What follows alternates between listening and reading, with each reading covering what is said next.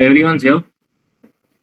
So now let's say, Ujjwal, you are my examiner and you have to ask me the following four navigation aids one after the other. VDF, NDB ADF, VOR, ILS. Tell me. Let's just ask me what is a VDF and how does it work? Somewhat like that, okay? And ask me cross questions. Like normal ones, not beyond the syllabus, nothing beyond the syllabus, something which the examiner can ask you. Okay? It's like a mock interview. Yeah, good morning. So can you just tell me a brief introduction about VDF and how does it work? Sure, sir. So VDF stands for Very High Frequency Direction Finding. So it is a navigation aid which helps the pilot to home to the station or to fly a particular track out of the station, and also to know its position or to determine its bearing from the station. It is a ground-based navigation aid which works with the help of radio telecommunication. As the name suggests, it is a very high frequency direction finder and it works in the VHF band. So the frequency band allotted to this navigation aid is the same as that of VHF RT, from 118.0 MHz to 136.975 MHz. This navigation aid system consists of an RT apparatus on board the aircraft and a direction finding station on the ground. So this direction finding station on the ground has an adcock antenna, a special type of an antenna called the adcock antenna. Can you guys hear me? Yeah, great. This direction finder has a special type of an antenna called the adcock antenna, and also a display on the ATC's side so as to show the bearing. So it works in the following manner. The pilot on board the aircraft wants to know, let's say for example, his QDM or his QDR, any magnetic or true bearing from the station, a service. So he asks on his VHF radio and the service that he desires. For example, Delhi home or Victor Tango Alpha Bravo Charlie. Okay, so resuming on the briefing. Let's say we have the pilot on board the aircraft and he desires a particular service. He wants to know his bearing to and from the station or whatever.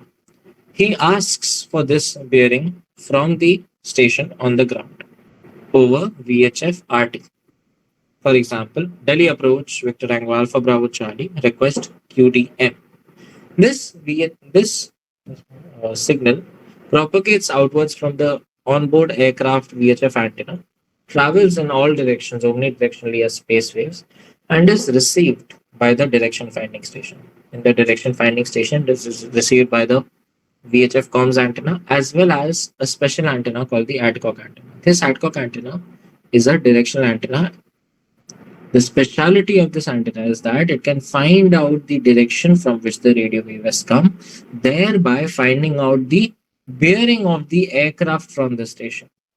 If I know that the wave is coming from this direction, it is but obvious that the aircraft is also in this direction. The bearing that is found out by the adcock antenna, the signal is processed, the bearing is found out, and it is shown to the ATC on his radar screen or whatever CRT display that he has with him. As long as the pilot is transmitting and the ATC is receiving, the bearing is visible to the ATC. The ATC notes it down, and again over the VHF comms, the ATC tells the pilot, transmits the QDM or whatever service the pilot desired over VHF RT back to the aircraft. The aircraft wanted to know QDM. This guy received the signal, calculated the QDM, and over voice, he again told him the QDM. When the ATC transfers the QDM to the pilot, it is transmitted along with a classification of bearing. For example, class Alpha or class Bravo, class Charlie or class Delta. So, these classification of bearings are accuracy classifications, and they denote the accuracy of the signal that has been received or calculated by the direction finding station. If the classification is class alpha, then the bearing given by the air traffic controller or the homer is accurate to within plus minus 2 degrees. Class Bravo, it is accurate within plus minus 5 degrees. Class Charlie, it is accurate within plus minus 10 degrees. Delta is worse than Charlie. Beyond, the error is beyond plus minus 10 degrees. Works? Over this briefing, I can also add the ATC also tells the pilot the service that he desired. Okay, Victor Tango Alpha Bravo Charlie.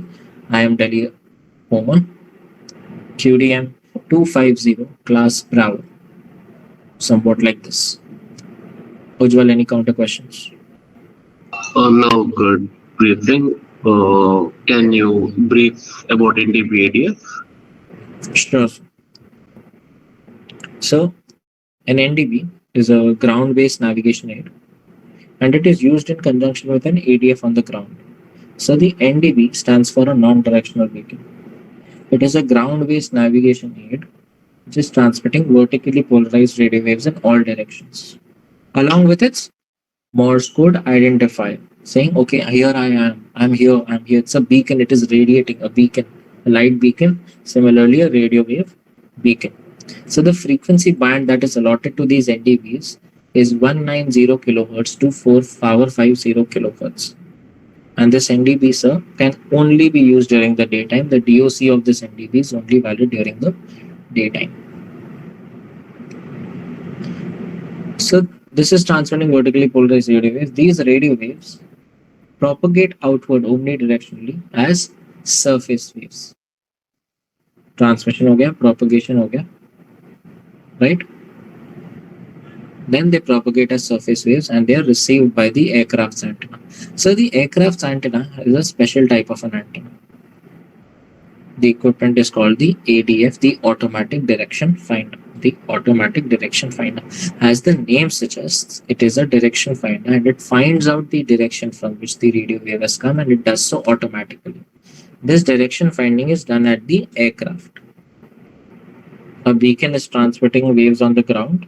It is being received by the aircraft and direction finding is being done at the aircraft. The ADF works on the principle. Now, this is the briefing. Working principle. So, the ADF works on the principle of loop and loop theory along with the sense aerial to find out a definite null.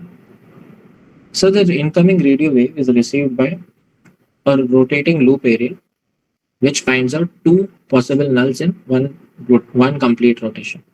This problem is called the 180 degree ambiguity.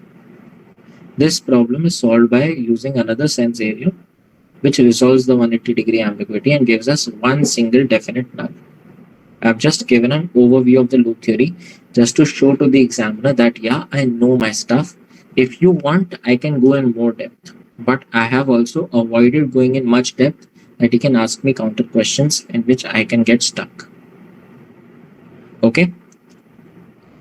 This loop and sense antenna, it is rotated and a definite null is found out. This information is basically what? My relative bearing. The automatic direction finder is calculating relative bearing. Okay. From the nose of the aircraft, this is the bearing from which the radio wave is coming. So if I were to give a good briefing, sir, on board you have an automatic direction finder. It finds out the direction from which the radio wave has come with respect to the nose of the aircraft. This is nothing but the relative bearing. This is nothing but the relative bearing. Cool? It does so using the loop and sense aerial theory. Okay? Then go a little bit more. This is the structure that you should have. Do you want me to brief you the entire ADF wala structure again?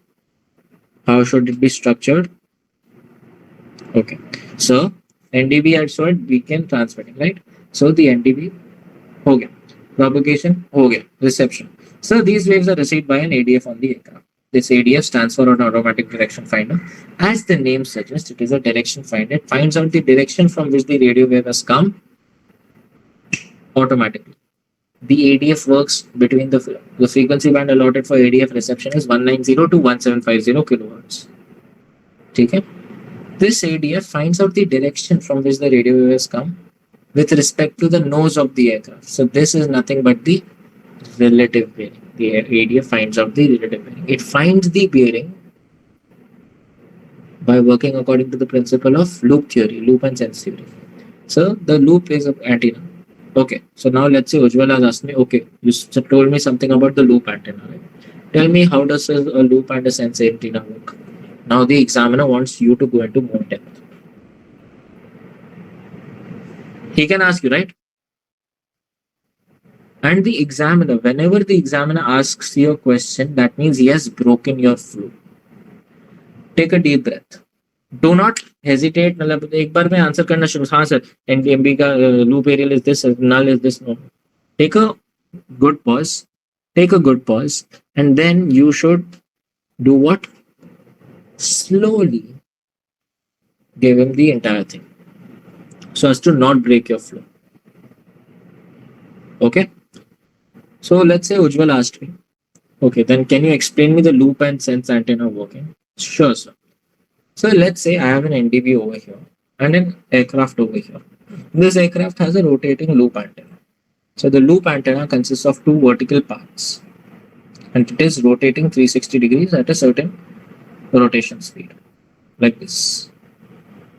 The radio waves are coming and approaching the aircraft's ADF loop antenna and they induce currents inside these two antennas. If the antenna's plane is perpendicular to the propagation, we find a null.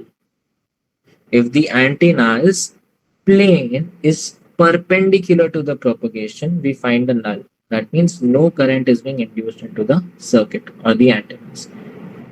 Whereas if it is at another angle, kind of like this, a current will be induced. A net flow of current will be induced, right? That is not a null. So this null is found out once in every 180 degrees of rotation, thereby finding out two possible directions in which the radio wave might have come from. So this problem is known as the 180 degree ambiguity. This is solved by using another antenna called the sense antenna, which gives us a definite null. खत्म, इतना बोल देना. उसको 180 degree ambiguity word सुनाई दे गया, वो खुश हो जाएगा. Cool. This information is presented to the pilot on an RBI and an RMI. So the RBI stands for a relative bearing indicator. The RBI stands for a relative bearing indicator.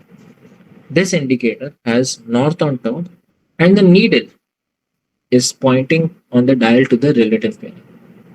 For example, sir, let's say I have an aircraft, a station, a ground station, and an aircraft which is, let's say, sir, pointing in this direction, not say towards you. Let's say it's pointing in this direction.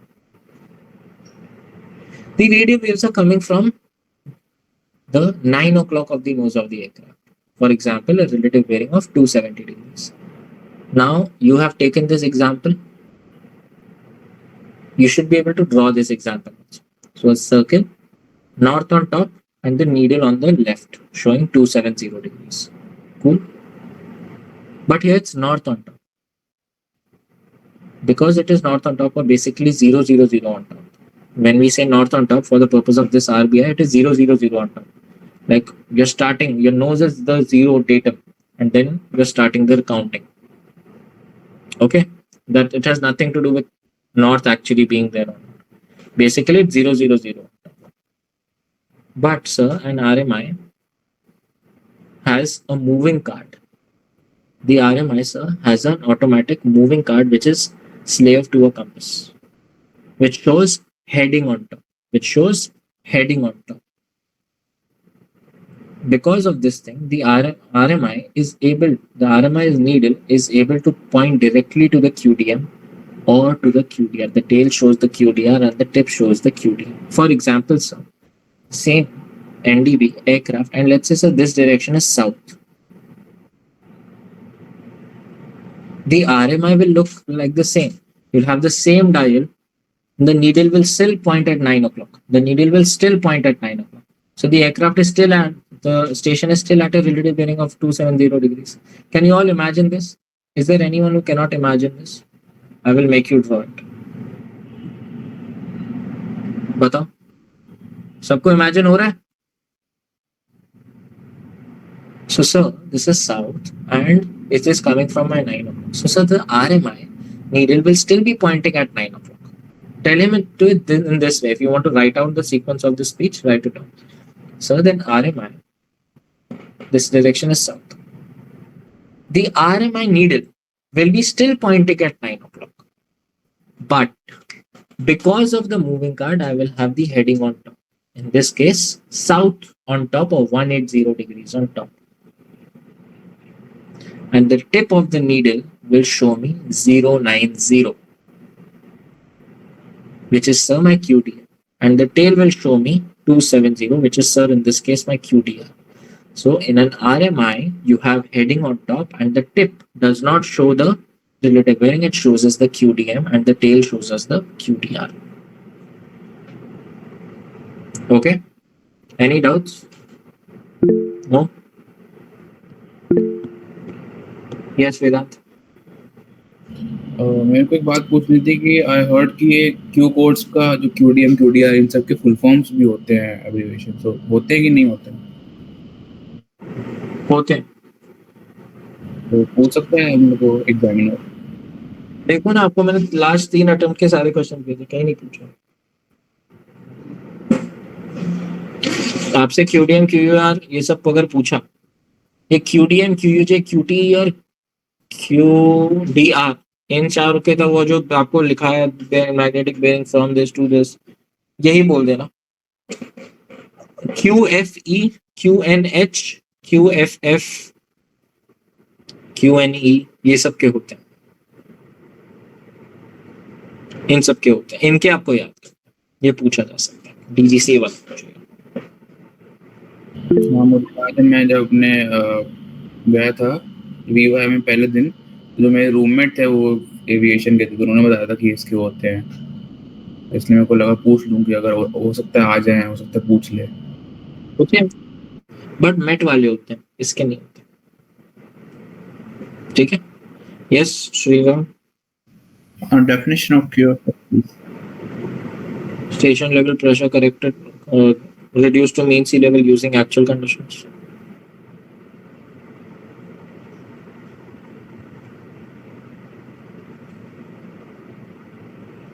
Okay. Now let's say examiner asks you, okay, now it's an NDB, explain me night effect. He can ask you to explain 3 errors. Thunderstorm static, वो तो आपको मालूम है, it becomes a weather radar। यहाँ पे lightning गिरेगी तो needle उसकी तरफ point करेगी, क्योंकि direction उसको वहीं से मिलेगी। You know this. About night effect is something very favorite. So night effect is basically sky wave contamination of surface waves during the night. During the daytime, the NDB transmits all signals, and it also transmits the signals up towards the atmosphere, but they do not come back as sky waves, but they do. Guys, you take a 1-minute break. Let's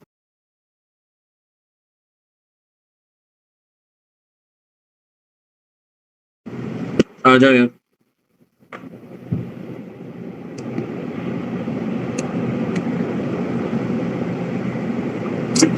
So now let's say the examiner asks me, so what is night effect?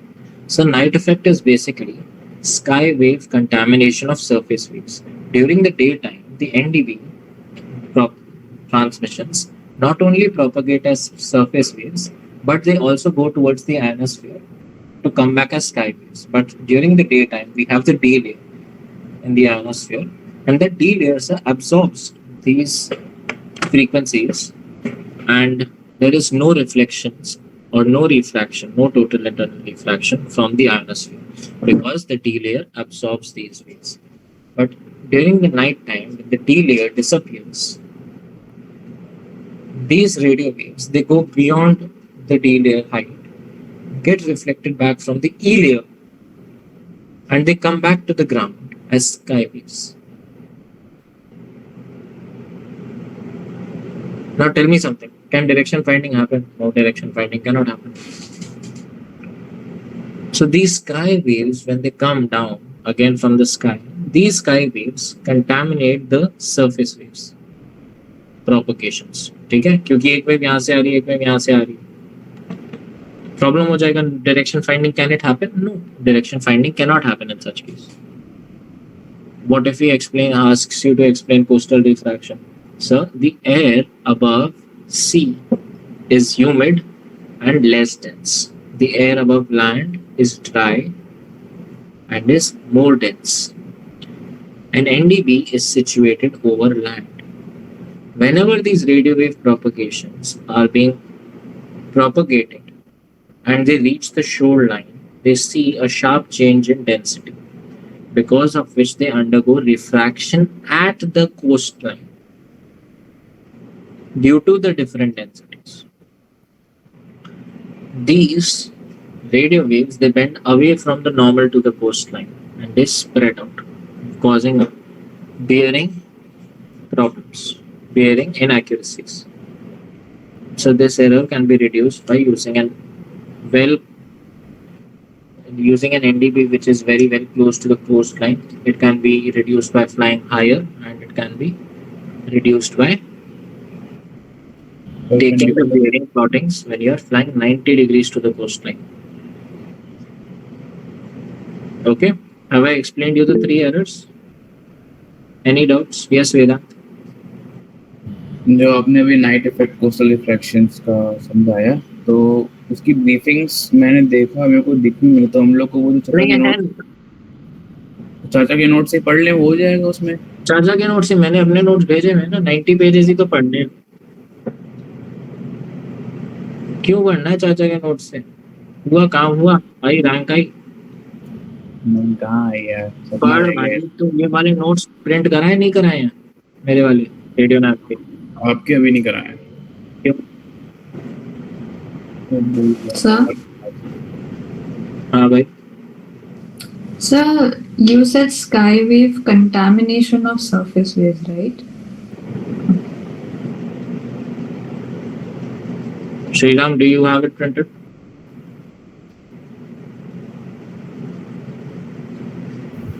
I have Sir, a the quick form question.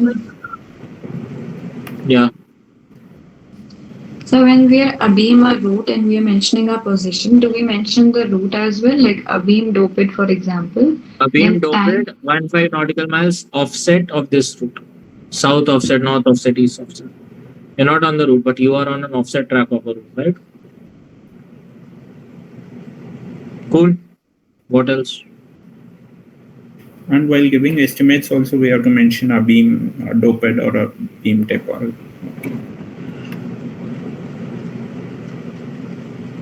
Okay. No doubts. Shall we go to VOR?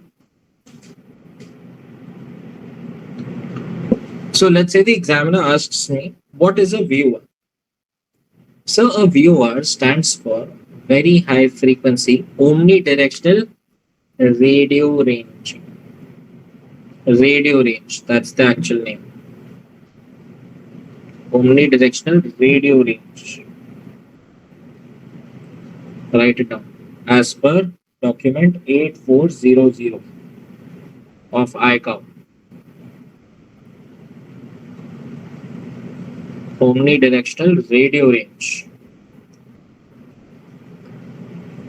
So it is a ground-based navigation aid which transmits radials in all directions, not radio waves. Radials, it's different. It's different from an NDB. NDB only transmits waves in all directions along with its iron. This is different. It transmits radials in all directions. Radials in all directions referenced from where? The reference from the magnetic north at the VOR. That is why variation is always applied at the station for a VOR. Where is the direction finding being done in an NDB? ADF, at the aircraft. That is why the variation is always applied at the aircraft. Variation is always applied where the direction finding is being done. Wherever you are taking the magnetic north reference. In an ADF, you are taking the magnetic heading or the magnetic north reference because of the magnetic heading. So the reference is taken at the aircraft. Here, the radials that you are getting, they're already based out of a certain reference on the ground, which is the magnetic north at the VOR. The VOR transmissions are so shifted so as they follow the magnetic north. Radials are always magnetic. Now, coming to the briefing. So, VOR stands for Very High Frequency Omnidirectional Radio Range. It is a ground-based navigation which transmits radials in all directions. It works between the frequency band 108.0 to 117.905, not 975, 905 megahertz. Okay. So now if you want to go into more depth on this, or if the examiner wants you to go into more depth. So this frequency band is also shared by the localizer between 108.0 to 111.905 megahertz. Yes. लोकलाइजर mention करेंगे तो ऐसा नहीं कि हम लोकलाइजर This is why I'm saying if. Sometimes when you're giving the briefing, he will ask you, okay, all frequencies. All frequencies within this. So then you have to tell him, no, sir, this is also shared by so and so thing. I'm preparing you for all of these, counter questions. Ki, yaar, yes, you can be asked something over here. You can be asked something over here. And I'm elaborating on it so that I can show you how should I put it out in front of you. Okay. Because when you go there, he will at least interrupt you once or twice to break your flow. Okay. So this frequency band is shared by the localizer band also between 108.0 to 111.905 megahertz. So they follow a rule such that, please don't mention they follow the rule of love. No, don't mention that.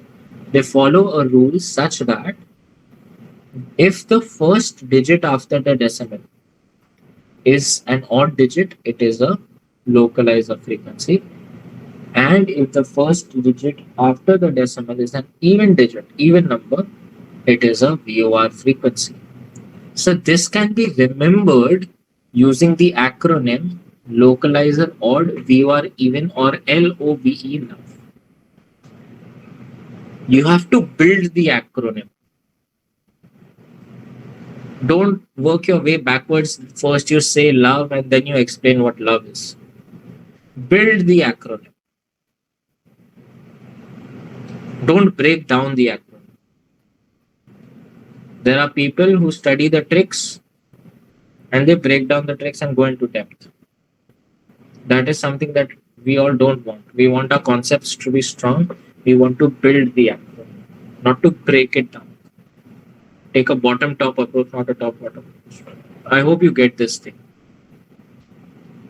Okay? So this navigation aids allows the pilot to fly a track on a particular desired course outbound, or to home inbound, or to fly a particular course inbound, or to make an instrument approach, or to hold overhead. It can help us do all of these different things. 4 things. Tracking a course inbound, outbound. 1. Holding. 2. Homing. 3. Instrument approach. 4. 4 things. We can do 4 things with the help of this VOR. So this VOR works on the principle of bearing resolution by phase comparison. They want to hear this word. They want to hear this line. So the VOR works on the principle of bearing resolution by phase comparison. What happens on the ground is, so we have 2 antennas on the ground. Let's say we have a VOR and we have 2 antennas on the ground. First antenna is transmitting a reference wave in all directions, which is the same wave. Which is the same wave in all directions. This direction, reference wave, reference wave, reference wave, reference wave, reference wave, reference wave, reference wave. Also on the ground, we have another antenna, which is a rotating antenna. It can be a mechanically rotating antenna. It can be an electrically rotating antenna. Okay, which is transmitting a variable wave. Now, the line that I'm going to say next is the most important line. So the variable wave is transmitted in a specific pattern such that at 0, 0, 0, the phase difference is 0. And then at every 1 degree, 1 degree, 1 degree, 1 degree, the phase difference is increasing by 1 degree. ये मैंने आपको explain करने के लिए बता दिया. What are the words that you are going to say here?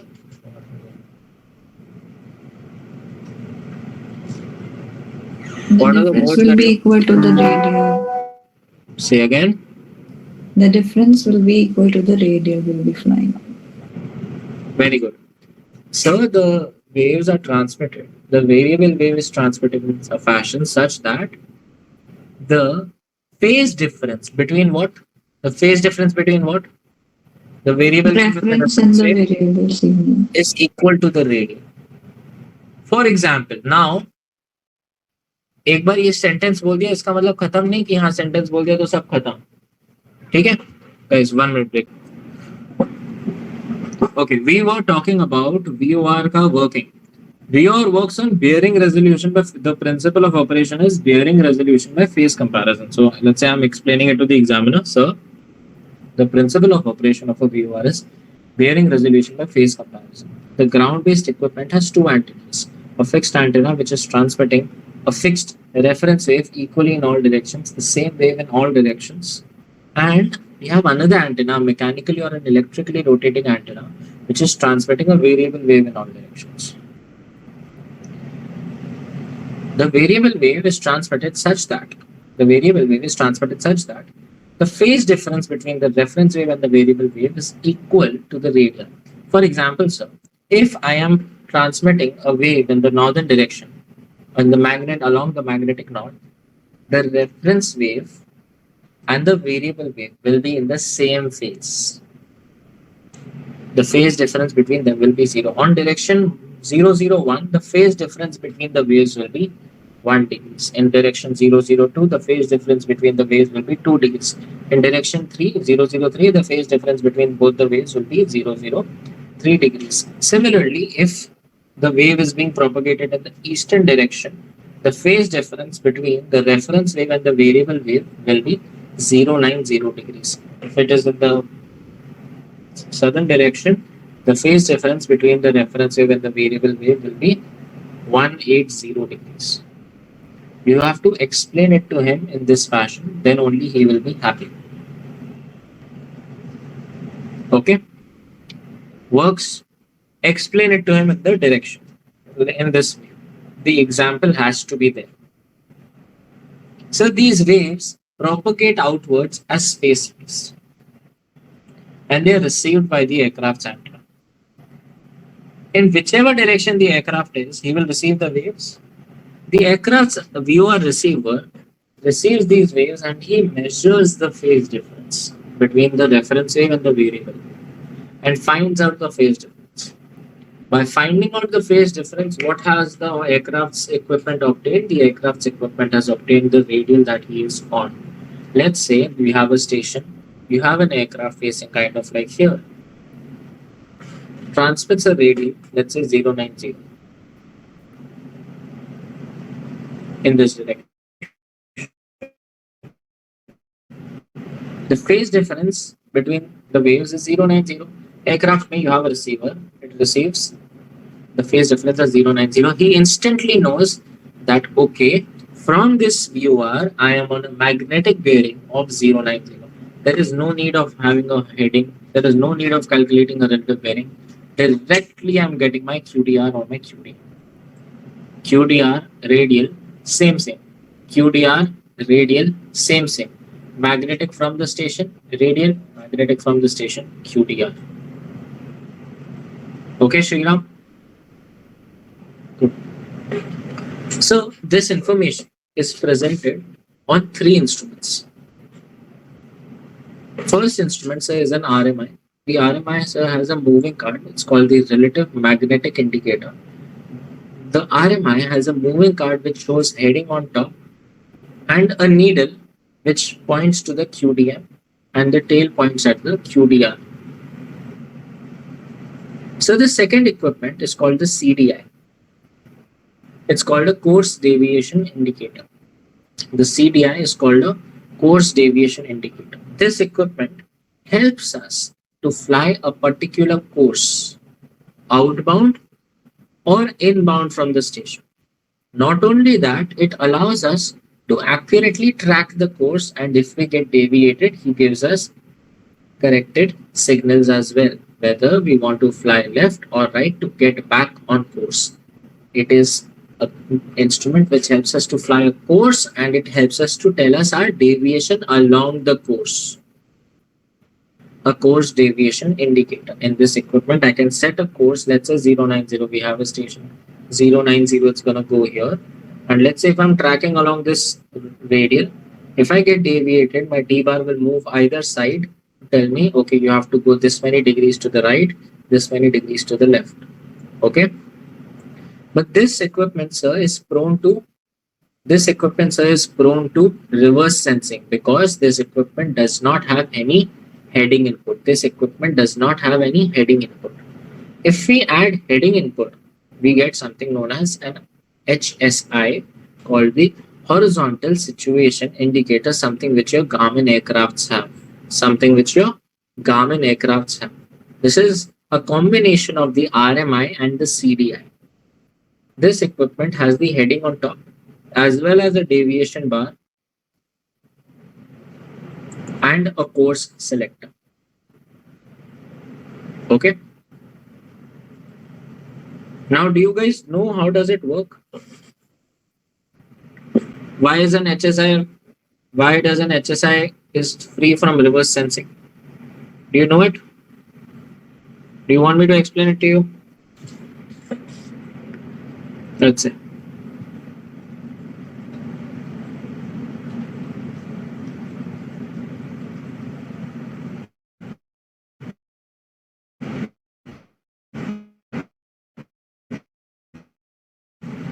Sriram.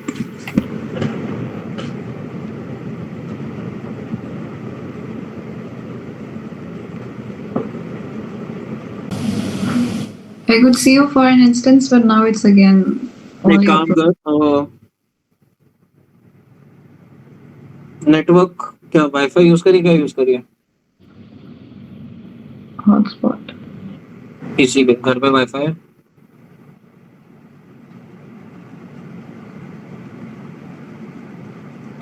एक काम, फोन स्क्रीन ऑफ करके रखा हुआ है, स्क्रीन को ऑन करके रखा। भेजा आपको रील मैंने। स्क्रीन You को mean- ऑन करके रखा, keep the display on and unlock the phone and keep it like that. Okay. What happens is when the phone is kept off, they reduce the network speed so as to save the battery.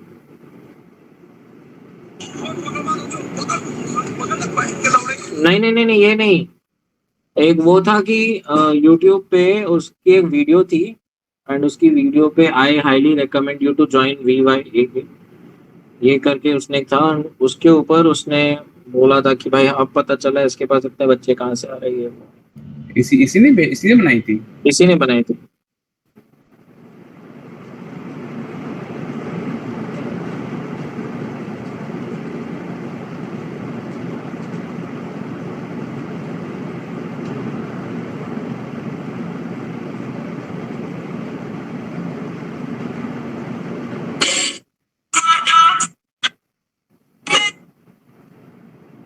Sriram, do you know SRM Chennai? I'm from SRM Chennai. You've completed your engineering, right? Yep. Which year? 4 years. Just like everyone. Like, I'm not getting what you're asking. When did you complete your graduation? Yeah, 2024, this year. Okay. And which branch were you in? There are 4 branches, right? 3 to 4. The main one, Kartangalathur. KTR campus, that's how it's known. Even my brother is in SRM. Just wanting to know how far it is from your place. 25 kilometers, easily. It is actually out of the city. Yeah, okay. Cool. You were in the main campus, the in-city campus. The thing is, the main campus isn't in the city. It is in a highway which is going out of city. exactly. There are two campuses, no? One which is inside the city and one which is outside the city. Yeah, there are actually 4 campuses. 3 of them are in the city and 1 of them is out of the city. Okay. Now I'll explain you what is the difference between RMI, CDI, HSI. Have a look. So let's say RMI का आपको एक simple working दिखा दे रहा हूँ. RMI तो आता है ना, NDB ADF का तो RMI आता है ना, CDI, HSI दिखा देता हूँ. देख लो RMI, CDI, HSI. RMI knows your radial, CDI knows your radial, HSI knows your radial, because they are all getting inputs from the VOR receiver. But RMI knows your heading. CDI does not know your heading, CDI knows your course. What do? If we add both of this, we get this. This guy knows your heading as well as the course. Ujjwal, I'm damn sure you have flown 180 hours plus 50 hours sims, but you wouldn't have learned it this simple way. Damn sure. Will not find this anywhere. Copyright by me. It's that simple. Equipment's giving you only 3 things. This gives you 2 things, this gives you 3 things. And only because it gives you these 3 things along with heading course both, it is free of reverse sensing. Okay? Now, let's start.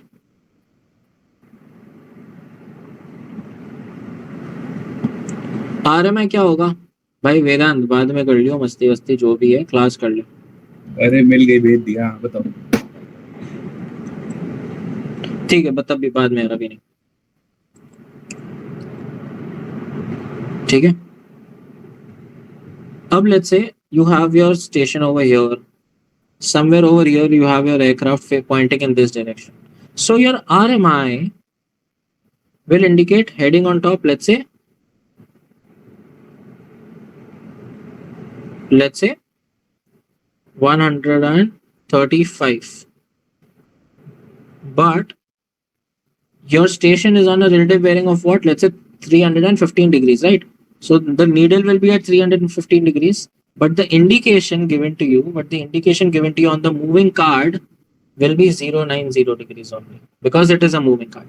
The needle, according to the aircraft, is pointing at 315 degrees, but because of the moving card, it is directly reading the QDM, which is 090 degrees. Okay, and if I see the tail, it is directly reading 270 degrees, because you will have 180 over here and you will have 270 over here.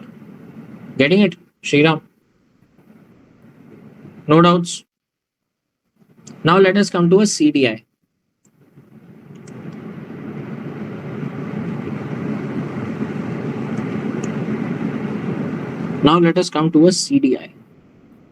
CDI allows you to fly a particular course outbound or inbound. Now, it is a very common thing that whenever you're using a CDI, whenever you're going inbound, whatever radial you are going inbound on, radial is opposite to the course.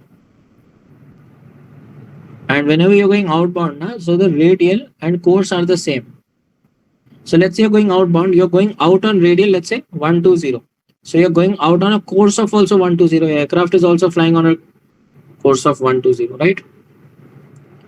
But when you're going inbound in this direction, you are on radial 120, but you're flying on a course of 300, opposite. Okay, but nevertheless, a CDI is the kind of an equipment which will help me fly this track. And he will tell me, have I deviated left or right along this track of mine? Okay. Any doubts? So the CDI looks like this with your course on top. Let's say now you have selected the course 120 and you have a simple D bar, and this D bar can move. Khatam. Nothing else. But what about the HSI? So why does this have reverse sensing? Let's say if you're deviated on the right hand side of the route, the D bar will tell you, okay, buddy, go left. But my question is, because this guy does not have heading input, My aircraft can be here. He will simply tell me to go left, regardless of my heading. What if my heading is like this? Then he will still tell me to go left because this guy does not know my heading. So if I end up going left, I will end up going away from the route, right? Sriram. Everyone, right? This is the problem. Because this guy does not know the heading. I always tell it to people whenever you're doing numericals on VOR questions and you have a CDI that you're working with, fuck the heading. Don't look at the heading. Now, how does an HSI cure the reverse sensing? This is called reverse sensing. You have to fly opposite to the D-bar deflection. Now, let's talk about HSI. HSI knows everything. He's Bab. Let's say this is a station. Let's say you want to fly like this on this particular course, outbound. Okay? And your aircraft is over here, but he's facing in the same direction. So if I were to compare it from an HSI and a CDI perspective, the CDI will look like this. When you have 120 on top, sorry, 030 on top, and your D bar will show you fly left. Agreed? Everyone agrees? This is how your CDI will look like. But your HSI will also look like this. This is now heading. This is now heading. This is course. Now this is heading. Heading will be 030. Course will also be 030. Course will also be 030. And the D bar will show left. Kind of like this. Now वेदांत का दिमाग घूम गया, ये क्या अजीब है, बहुत similar लग रहा है दोनों, तो डिफरेंस क्या हुआ भैया? He asks me this. Look at this now. If I change the heading of an HSI, I make the heading like this. The CDI will still look like this. It will not change. It will not change. But the HSI will change because HSI has heading input. Now the heading on top will be 090. The course will look like course is now. So अब अगर 090 इधर है तो 030 यहाँ कहीं पे होगा. So the course will look like this. And still it will show a deflection, but it will show a deflection like this because this D bar always moves along the course path. Okay. And बीच में आपका aircraft रहेगा ऐसे. This is called a horizontal situation indicator. You can see that the desired course that you want to fly, it is behind the aircraft. If you look at this thing, you can also understand that the desired course is behind the aircraft. So to intercept this course, you have to come like this. So you have to change your heading kind of over here. So this makes radial interceptions and understanding the horizontal situation way more easier. Okay, so now let us see how does reverse sensing play a role and how does it solve reverse sensing. Now let's say if I change the direction and I make it completely opposite. I'm telling the aircraft, I'm telling the CDI that I want to go in this direction, but my aircraft is actually facing in this direction. Reverse sensing क्या होती है? जब भी आपका heading जो है वो आपके कोर्स के ऑपोजिट साइड में, वो रिवर्स सेंसिंग में आ जाता है. So if CDI will still show this because no heading input. CDI will still show this because no heading input. What about this? This guy will have heading on top. What is the heading? Let's say now the heading is 210. So the course will be 030. So the course needle will be pointed in this direction. Okay, but now it will show you a left deviation. It will show you a left deviation. It should show you left deviation. Yes. Left, like you are on the left sector. This is the right sector, right? So in the right sector, it will show you fly left. Here it will show you fly right. The D bar will be on the right. Correct? है ना? तो इधर तुमको fly left दिखाना चाहिए. तो किसका left? किसका left? Needle का left. Course वाली needle का left. So this is the needle. We'll go left of the needle. If you look at it from the other way around, if your eyes are over here, left of the needle, right? मैंने क्या दिखाया था जब मैंने needle ऐसी टेढ़ी करके दिखाई थी, when I made the needle a little bit slanted, we were on the left hand side. So if the needle is like this, we are again on the left hand side. Now the needle is like this, again on the left hand side. So if the needle is like this, again on the left hand side. Getting it? Getting it? So now the aircraft is like this. Now tell me something. This guy HSI is clearly telling me, I know it is a fly left sector, but actually you have to fly right because the course is being corrected because of the heading input. Here there is no heading input. It is still showing you fly left. He is actually telling you fly right. It is a fly left according to the course needle. But thinking about the horizontal situation, the correct course is actually on your right. The D bar is basically showing us the course that we have selected and where we need to divert. How far or where is it with respect to your position? Horizontal. Okay. Ujjwal, tell me something. You studied entire CPL, you did integrated ATPL. You did instrument flying also. People teach instrument flying also, but did they teach you this like this? No. This is the actual concept, huh? But now, even if you know this, even if Ujjwal knows this, if it has been taught, if it hasn't been taught to him in the simple way, even if you know this, you won't be able to use it. You need to actually use it a number of times to get a hang of it. Even if you know the equipment, actually, the flair of using the equipment comes by using it. You actually get to understand the equipment way more. Like it depends. Say, for example, if you're using NDB, the sensitivity is a lot, and VOR. So Exactly. once start using NDB, VOR, or ILS, you'll understand what sensitivity you need to correct the CDI for. Right. Okay. Okay. Take a quick 2-minute break. So, let's say the examiner asks me what is ILS. So, ILS stands for Instrument Landing System. It is a ground-based navigation aid which helps the pilot to fly a precision approach. And a precision approach is basically it will help the pilot to fly along the extended runway center line and along the correct glide path. Along the correct glide path, along the extended runway center line. Two things. Basically, explaining him what a precision approach is. Both the things together. It helps the pilot to fly a precision approach, which is basically flying along the extended runway center line and flying along the correct glide path. So this ILS consists of 3 equipments. One of them is localizer, second is glide path, and then we have marker beacons. Now, since you have given a brief overview of ILS, keep that away. Now we have 3 equipments. Now I have to explain him 3 equipments. Very easy navigation aid, localizer. So the localizer again is a ground-based navigation aid, and the antenna, the localizer antenna, is placed on the upwind end of the runway. For example, let's say this is the runway. For example, let's say this is the runway, and landings and takeoffs are happening in this direction. Vedant, please turn your videos on. Landings and takeoffs are happening in this direction. The localizer antenna is placed on the upwind end of the runway. Why is this end called the upwind end? Because wind is coming from here.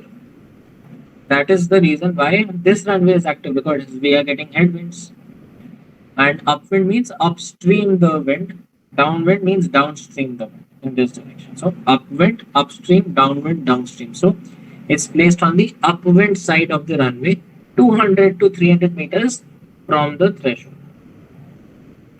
It is placed on the upwind end of the runway, 200 to 300 meters from the threshold, and it is centered along the extended runway center line. It's not like this, not like this. It's centered along the extended runway center line.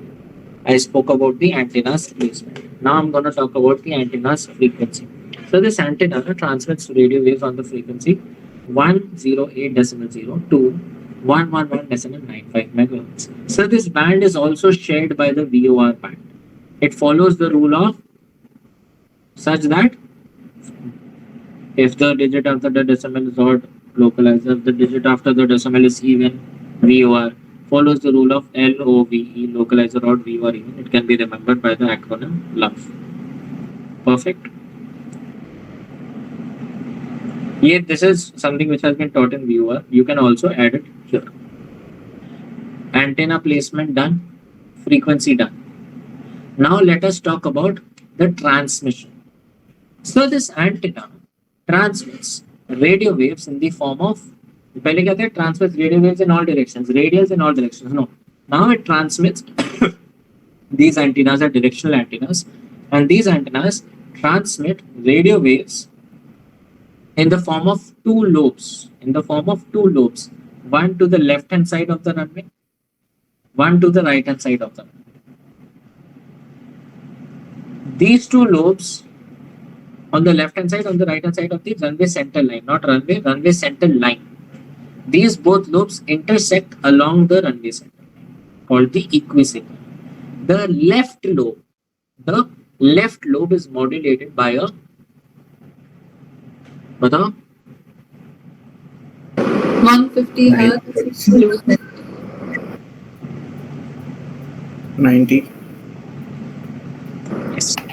The left lobe is modulated by a 90 hertz signal. The right lobe is modulated by a, you are coming from there, I am the antenna. Left. It is modulated by a 90 hertz signal. The right one is modulated by 150 hertz signal.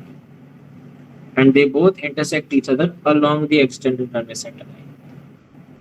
These waves propagate outwards along the approach path as space waves and are received by an aircraft coming on the approach path.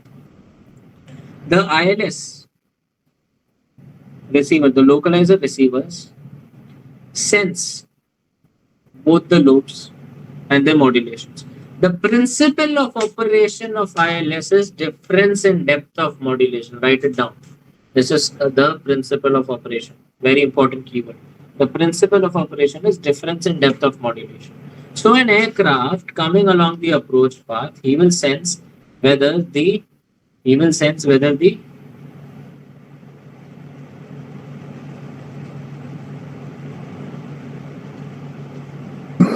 Aircraft is the right or left of how extended runway center line by receiving more. aircraft on the approach path is going to measure the difference in depth of modulation. How?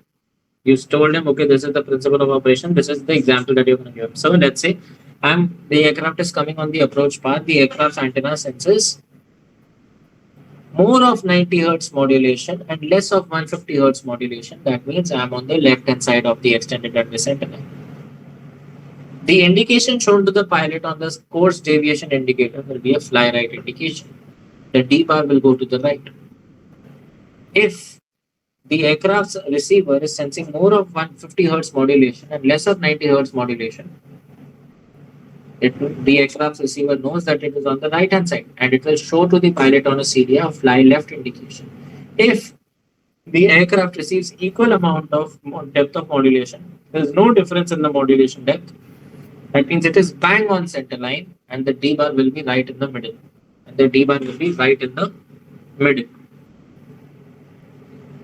This is how lateral guidance is given to the aircraft. Similarly, we have a glide slope. It's the same. If you know localizer, you by default know glide slope. So glide slope is a ground-based navigation unit, which helps the pilot to fly a predetermined glide path. Let's say, sir, this is the runway. The glide slope antenna is placed. The glide slope antenna is located where? On the approach end of the runway. On the approach side of the runway, one side. This is the upwind side, this is the downwind side, this is the approach side. It's located on the approach side of the runway. 200 to 300 meters away from the runway edge. 200 to 300 meters offset to the runway edge, somewhere over here. This antenna transmits radio waves on the frequency 329.15 to 335.0 megahertz, UHF band. So, the glide slope, just like the localizer, transmits two lobes. One above the correct glide path, one below the correct glide path. One above the correct glide path, one below the correct glide path. The both lobes intersect along the correct glide path. Easy, इतना ही बोलना है. The upper one is modulated by 90 hertz. The lower one is modulated by 150 hertz. If the aircraft receives more of 90 hertz modulation, it is above fly down indication will be shown. If the aircraft is below the correct glide path, he will receive more 150 hertz modulation. A fly up indication will be shown. If the aircraft receives equal amount of modulation, difference in depth of modulation is 0. If the aircraft is bang on the glide path, the glide slope needle will be in the middle, in the center. So localizer briefing, if you know the glide slope briefing, right? Like glide slope localizer done. Yes, Ujjwal? Yeah, what if the examiner asks, when you switch localizer frequency, how does glide slope frequency get coupled with it? Because the frequency band is different. So what if the examiner... So the question is, how have you tuned into the glide slope? Does the glide slope get auto-tuned? So the answer to this will be, sir, the localizer frequencies are paired with the glide slope frequencies. According to ICAO Annex 10, Volume 1, ICAO lists all the localizer frequencies to be paired with certain glide slope frequencies by default. No, but what if we ask, the operating frequency band is different. So how does the instrument in the aircraft read both the frequencies simultaneously? They are different antennas, they are different receivers.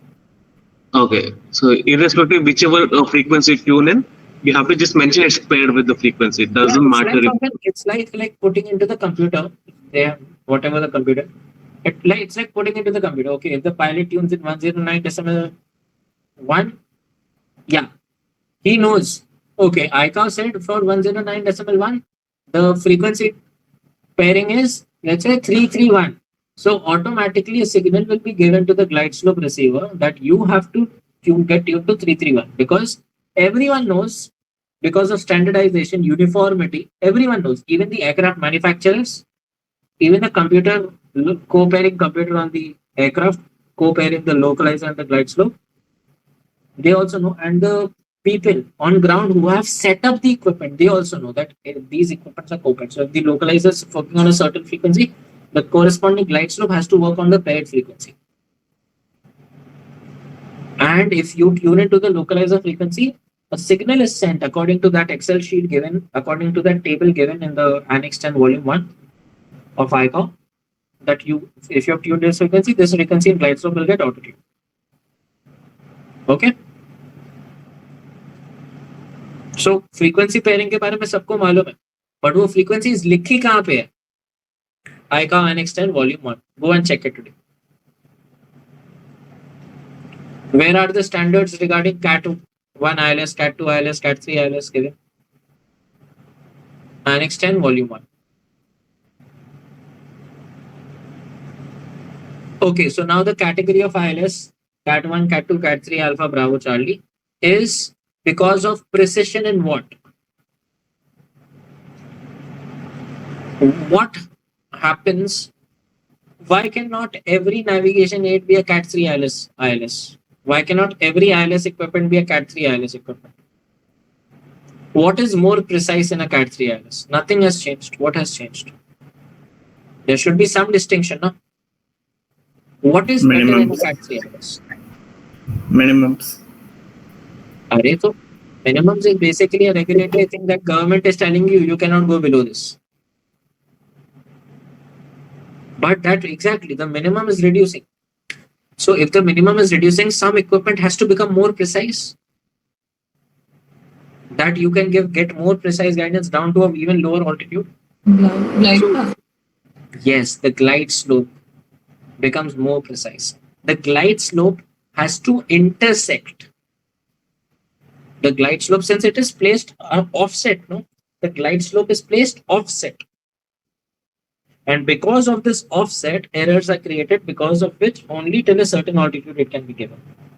But these are mathematically corrected.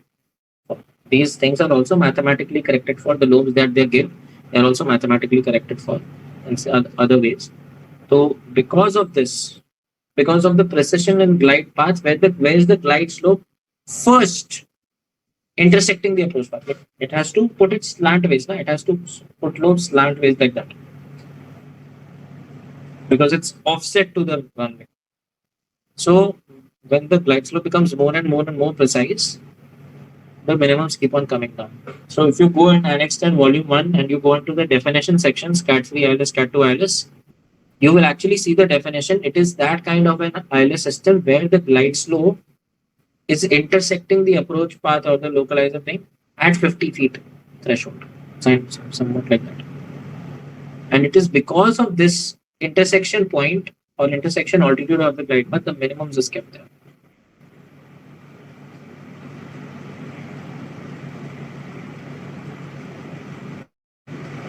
Cool. Now let us talk about marker beacons. So examiner asks you guys, important regarding actual flight.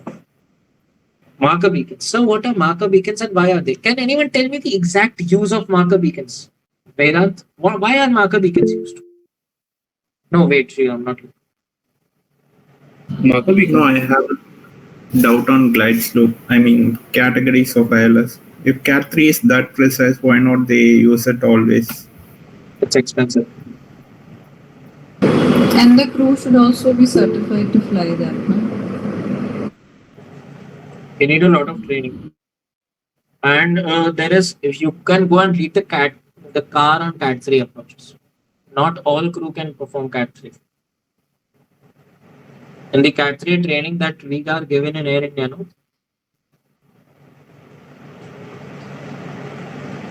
no visibility. The kind of training that we are getting. So, wait, I'll pause this later and I'll tell it to you.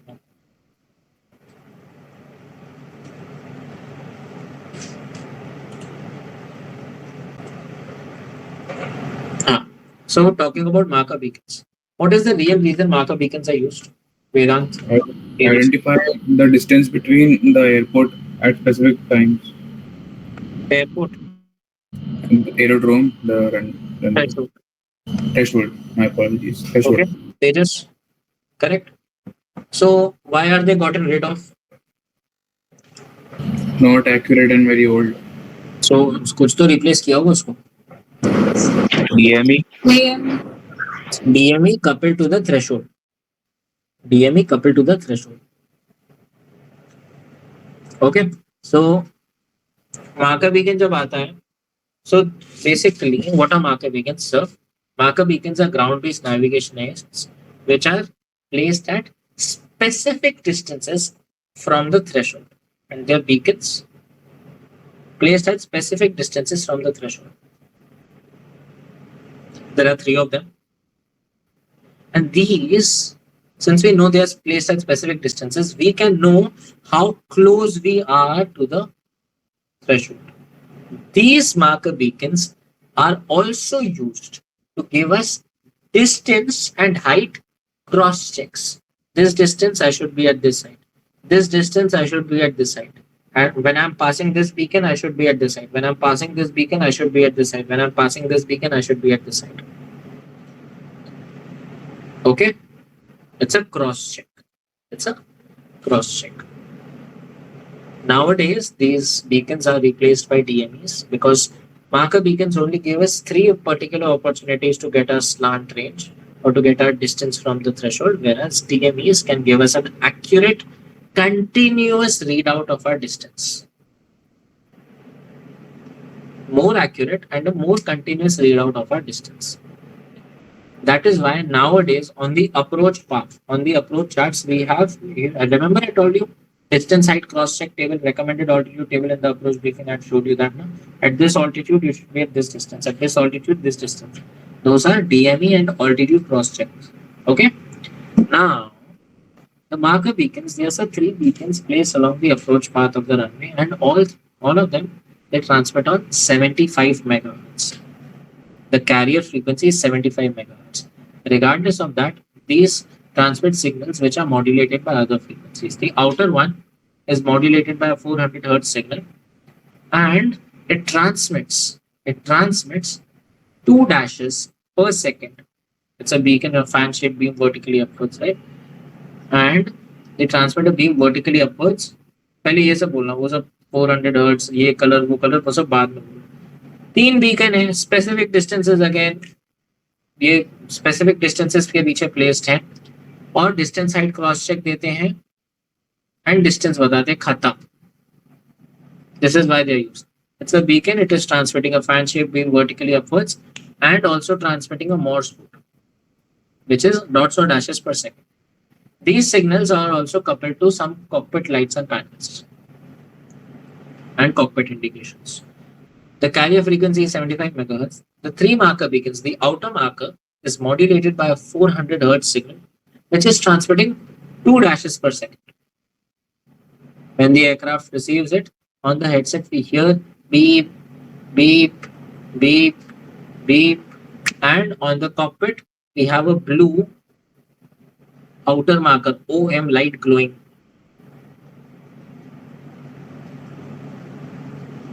Cool. This marker beacon is placed at a distance of 4.6, क्या था? 4.5 था, 3.5 था? 3.5 to 6 nautical miles from the threshold. ठीक है?